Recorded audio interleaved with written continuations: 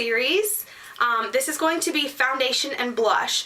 I was going to do like contouring and bronzer and all that stuff, but then I thought, wait a minute, this is like a beginner series. I don't really recommend doing all the contouring and the bronzing if you're beginning out. I wanted to show you the basics of the foundation application and the basics of the blush application. One thing I did want to tell you before I get into the tutorial of the foundation is there are so many different types of foundation out there, it is ridiculous. If at all possible, if you have great skin, don't wear foundation. If you don't need foundation, don't wear foundation. When my face is like completely clear and it's not broken out, I don't wear foundation. I might wear tinted moisturizer, but that's about it for the most part. Speaking of tinted moisturizer, I wanted to get into a little bit of the types of foundation. The main types of foundation are liquid, powder, minerals, and tinted moisturizers. Starting with tinted moisturizers, this is the Neutrogena Healthy Skin Enhancer. This is my absolute favorite tinted moisturizer. It's from a drugstore. It's like 10 or 11 bucks. Great product. This provides just the perfect amount of coverage where it kind of just evens out your skin tone, but it doesn't give you that heavy, yes, I'm wearing makeup look, if that makes any sense. So tinted moisturizer is great, especially for beginners. I highly recommend getting a tinted moisturizer. The second kind is a mineral type of foundation. This is something maybe from Bare Essentials or Beauty Minerals, or there's so many brands out there. It seems like all of the drugstore brands also have their own mineral brand of makeup, which are actually pretty good. The Maybelline ones, I would say, are the best minerals out there drugstore wise. You can either get loose minerals or you can get pressed minerals. I have a pressed mineral. This is the MAC Mineralized Skin Finish Natural. Mineral makeup doesn't provide excellent coverage, so if you're one of those people that does need good coverage, I wouldn't necessarily suggest just this.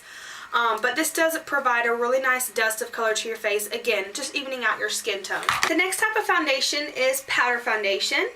This is my MAC Studio Fix. You can either get pressed powder or loose powders. I prefer the pressed powders just because they're a little less messy, a little easier to keep up with. The last type of foundation, and the most popular type I would say of actual foundation, is the liquid foundation.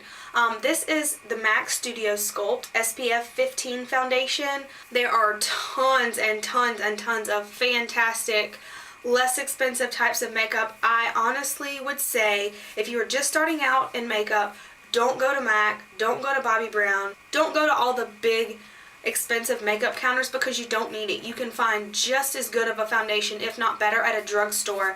The only thing I don't like about drugstore foundations is you can't test them out, and it's really hard to see whether your shade matches what's actually in the bottle. However, all drugstores and all makeup places have return policies. So if you want to buy a color, take it home, test it out, and if it's absolutely just not your color, bring it back. You can get your money back and you can get the right color that you actually need. So while it's a little bit more of a hassle since you can't just actually just go and try them out in the store, it is worth it to know that you can bring them back if they don't work. Oh, and P.S. I'm going to go ahead and apologize for the lighting in this foundation video.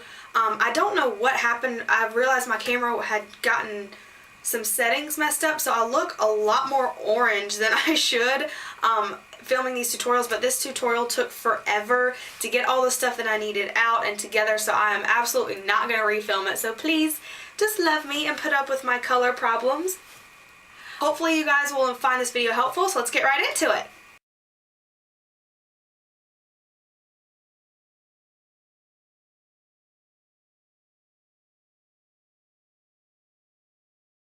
Okay, so today I'm going to use my MAC Studio Sculpt. This is an NC35. I'm going to go ahead and do a full foundation routine so I can show you exactly all the steps that you need to take. If you're going to be using a tinted moisturizer or a powder foundation, your steps are going to be a little bit different, and I'll explain them as we go. But for now, I'm going to go ahead and start with the application process. There's like a myth or several things that I've heard that you always want to use a concealer that's like a couple shades lighter than your skin tone. This isn't necessarily true. For me, this is a personal reason why I really like these camo quads by Coastal Scents, because they do come with 4 colors. There's a light, medium, and a dark, so this is the medium one. The only colors that differ are the 3 these three right here. The white one is the same in every single one. But that's why I really like these, because you can kind of mix your colors. So the first thing you want to do is conceal. So you want to conceal any red spots, and you want to conceal any kind of blemishes that you have. As you can see, my face is pretty broken out right now. Maybe it's all those videos that I said that I had pretty decent skin and don't break out. It's kind of like karma coming back to bite me in the booty. But it's cool. So what you want to do is take your concealer of choice. When I use my Studio Sculpt foundation, I use my Studio Sculpt concealer just because it's the same formula, it's the same kind of thing. I like to use my finger for this because it makes the consistency more creamy and it makes it easier to apply and to blend out. But a lot of people I know use a concealer brush. A concealer brush is going to be a brush with synthetic bristles. So the first thing I do is take and cover any blemishes. Now, the easiest way to cover a blemish is to start like in the main area that's the most red, and you just dab it on, like so.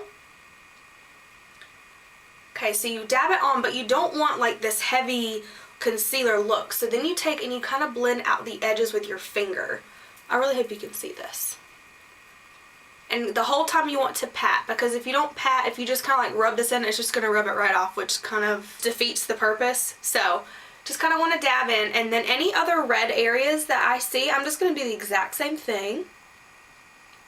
So all I'm doing is kind of dabbing this and then blending the edges with my finger around. So now is the time when I apply my foundation. So I'm going to take my foundation. This is the MAC Studio Sculpt, like I said before. And I actually did this exact same thing in my foundation routine video, but I just take 3 little dots on the back of my hand, like that. There are many methods to applying your foundation. You can use your fingers, you can use a sponge, you can use a beauty blender, or you can use a brush. There are millions of brushes that you can use to actually apply your foundation, but the one that I like the best is my Sigma SS109.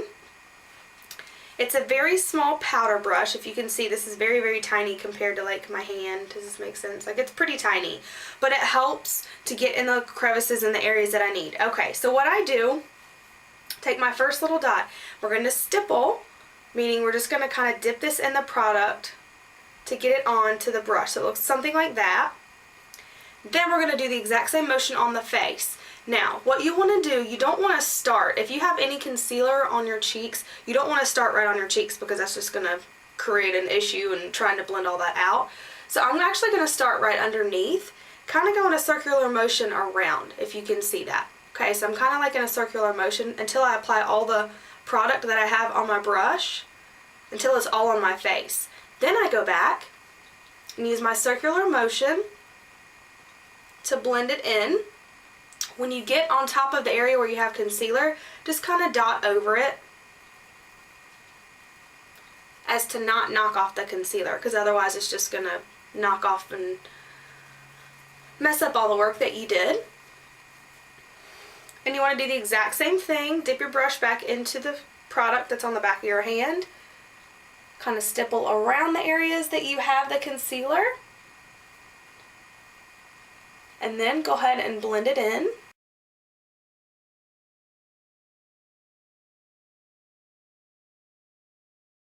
You can see that I have some left over on my hand. Any of that I have left on my hand, I'm going to just kind of wipe my brush in like this and go under and make sure that I blend in my neckline. So like I said in my vocabulary video, you don't look like you're wearing a mask. That's not pretty.